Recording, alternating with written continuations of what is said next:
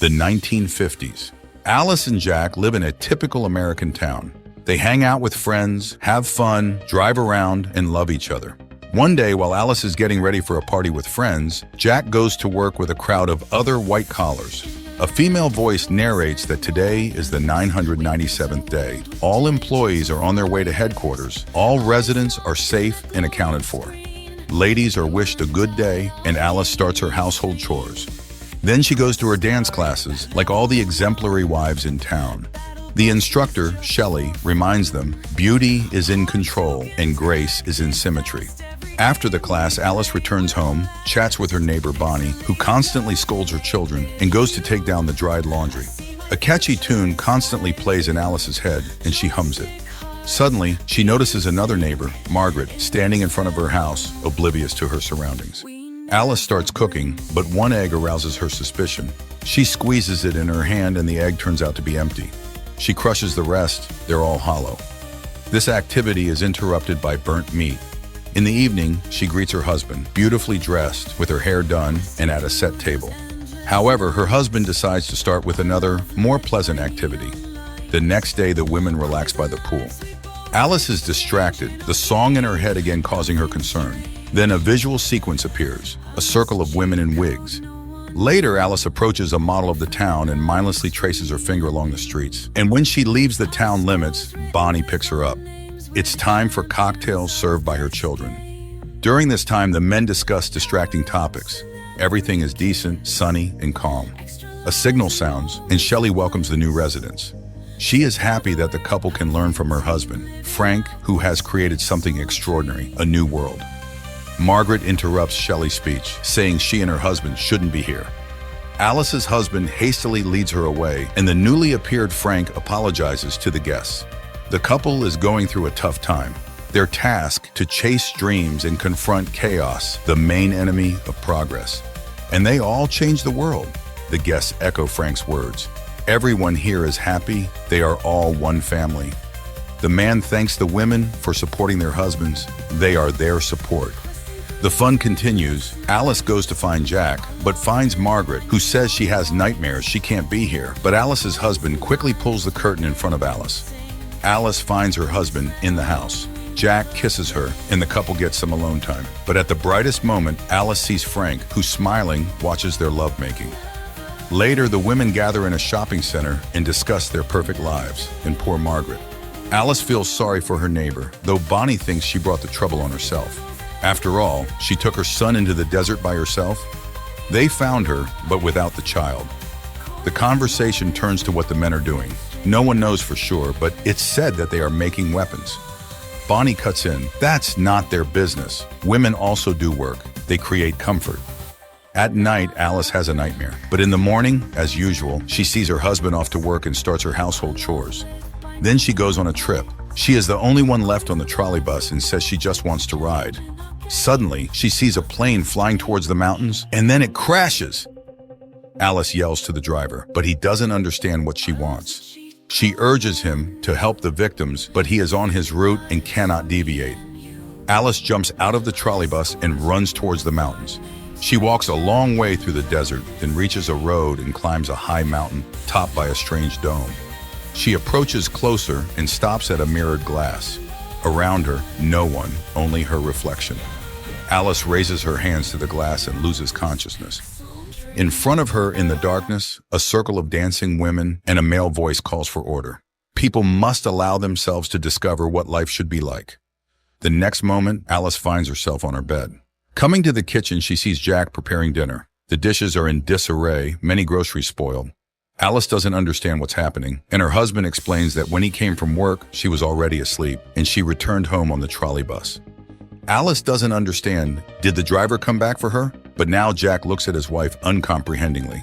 Alice decides she saw everything in a dream.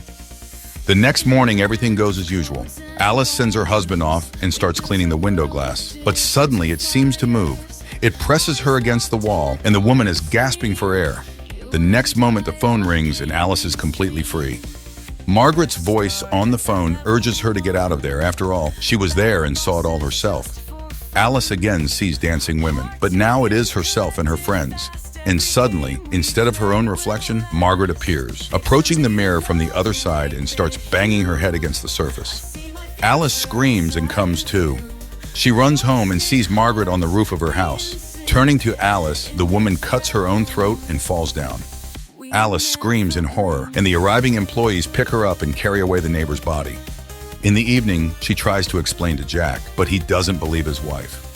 Margaret is in the hospital. She accidentally cut herself while washing windows. Alice feels guilty because her neighbor asked for help. What is happening around them? She asks him to tell her what he is doing on the project, but he cannot talk about it. He asks her to stop the hysterics, which could ruin everything. At night, Alice watches an advertisement for their town and catches herself thinking that it feels like she is floundering in a pool from which it is impossible to swim out. In the morning, she is cooking and suddenly starts wrapping her head with cling film. Alice seems to want to bring herself to her senses, but even the suffocation doesn't help, and she tears off the film. The arriving doctor assures the woman that it's just nervous strain, as Alice witnessed Margaret falling. The woman again insists that her neighbor slit her own throat. The doctor suggests prescribing her pills, but Jack refuses. They will cope. The doctor assures Margaret will soon recover and return home. He leaves, forgetting his briefcase, from which Alice manages to pull out a folder with Margaret's personal file. But all the text is smeared, unreadable. Alice burns the folder. She drinks alcohol and again sees dancing women. Then she finds herself in the bathroom. Jack is unhappy. They will be late, and he brings her a dress. Then he asks Alice to think about having a child, and tonight they have a wonderful evening ahead. The couple arrives at a restaurant where all the town's residents have already gathered. A performance by a glamorous blonde is demonstrated to the audience, and Alice again sees the circle of women and Margaret killing herself. Alice feels ill, but those around her do not notice. Frank gives a speech and invites Jack on stage. He is ready to congratulate the man as he is now entering the senior expert council. He presents Jack with a token of loyalty, a ring. The audience applauds, and Jack performs a dance of gratitude. Alice, unable to watch this, runs to the bathroom. She has a vision of another Jack who has lost his job. A perplexed Bonnie finds her. Alice tries to explain something, but her friend interrupts her. Was Alice at the headquarters? Has she gone mad? She's acting like a spoiled child. Her job is to support her husband, yet she is ruining his career. And now she is behaving like Margaret. Returning to the hall, Alice watches Jack's triumph and restrains herself.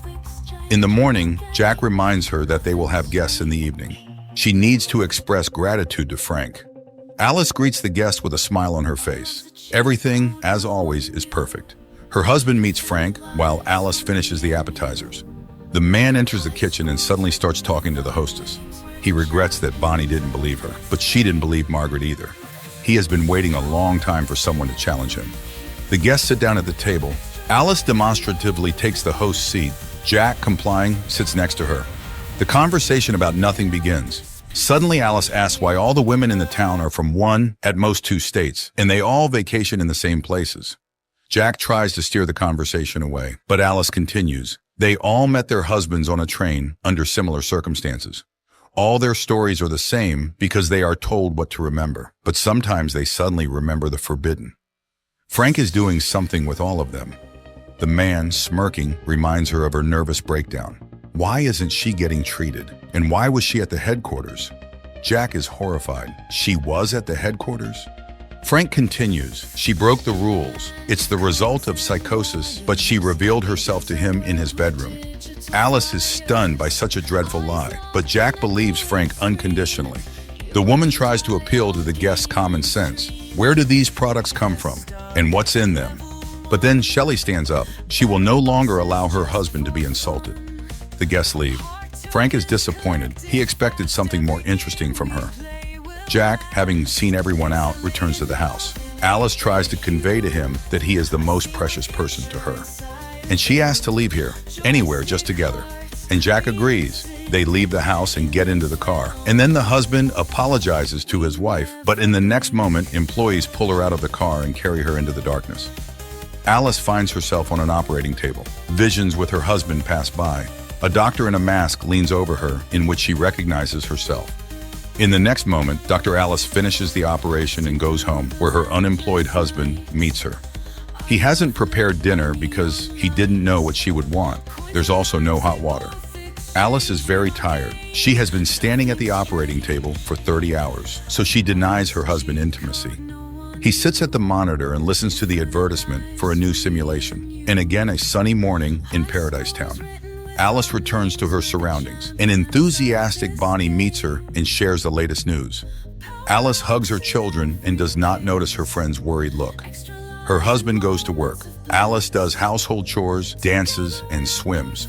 And she meets her husband. She takes the roast out of the oven while Jack picks a record, humming a song that seems to wake Alice up. Jack walks through the dark city, entering his apartment. Meanwhile, his physical characteristics are narrated. He is absolutely fit to participate in the Victory Project with his friend Alice, and he takes on the responsibility of maintaining his wife's body's vital functions. Alice sees herself in bed, restrained and entangled with wires. Jack cares for her body because he is obliged to exit the simulation each day and work to afford it. The man lies down next to her and hums the song that Alice is hearing now. She realizes he has deprived her of real life, but the man did this to save her from constant work. Frank created this world so they could live as they wanted. He works like a damn soul for this, but she is happy. But what about the others? So they really are hostages. Jack hugs her, but Alice hits him on the head. The next moment, Bonnie finds her. Jack is dead, and she immediately reports it to Frank. Bonnie confesses that she knows everything about the simulation. She chose this life herself because here she can be with her children who are alive. But other women know nothing. Alice must run or they will kill her. The woman steps out into the yard, goes to Jack's car, and drives into the desert. Employees chase after her. Cars catch up with her, but Alice, making a maneuver, causes a collision in which a doctor dies. Her pursuers continue the chase. Frank is informed of the incident. He orders the woman to be captured at all costs. In the next moment, Shelley stabs him with a knife. He is a fool and has botched everything. Alice races towards the mountain, but near the summit, her car stalls. She continues on foot. Employees pursue her, and there ahead, the dome. The woman approaches it, her pursuers just steps behind her, and suddenly feels her husband's hands on her shoulders, asking her not to leave him. Shelley reaches out. A strike. Darkness. Visions of the perfect life in victory. And a sigh from a woman waking up in reality. That case when it's hard to take someone's side. The husband deprived his wife of reality with good intentions to make her happy, and probably many would want to escape into the simulation from everyday problems. But can you make someone happy against their will?